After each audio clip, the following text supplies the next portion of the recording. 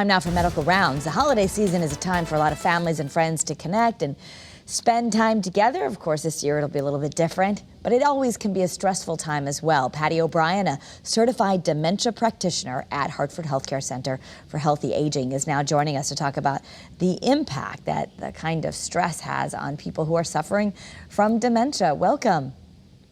Thank you. Yeah, the holidays are certainly stressful for everyone. So specifically, what impact is there for those who have dementia?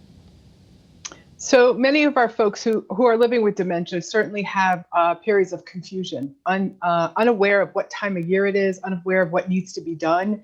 And as they start looking around and watching their family members get stressed out about baking, wrapping, shopping, dementia, it just adds to that stress. And the person with dementia still feels a lot of emotion.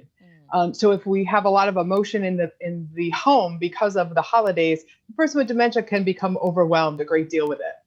So what are some creative ways to celebrate, especially now during the pandemic? Yeah, so we are looking at modifying holidays. And one of the easiest ways to modify is having your celebrations a little bit earlier.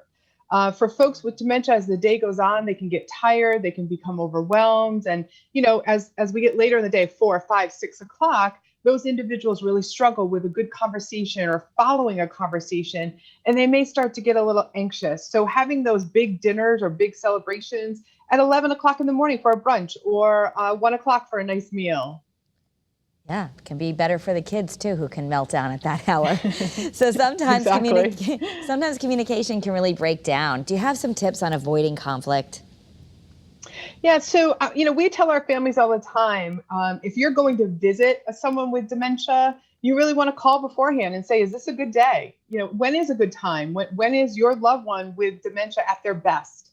And a lot of times that's between 10 and 3. Before that, they need to get up during the day for the day and really get grounded. And as we said, later on the day, it just becomes really hard. The other thing is watch for nonverbal expression. Their facial expressions, their body language are going to tell you a lot how they're feeling. And we need to watch that. And you have an upcoming class. It's a virtual session for December 16th from 6 to 7 p.m. Tell us about that.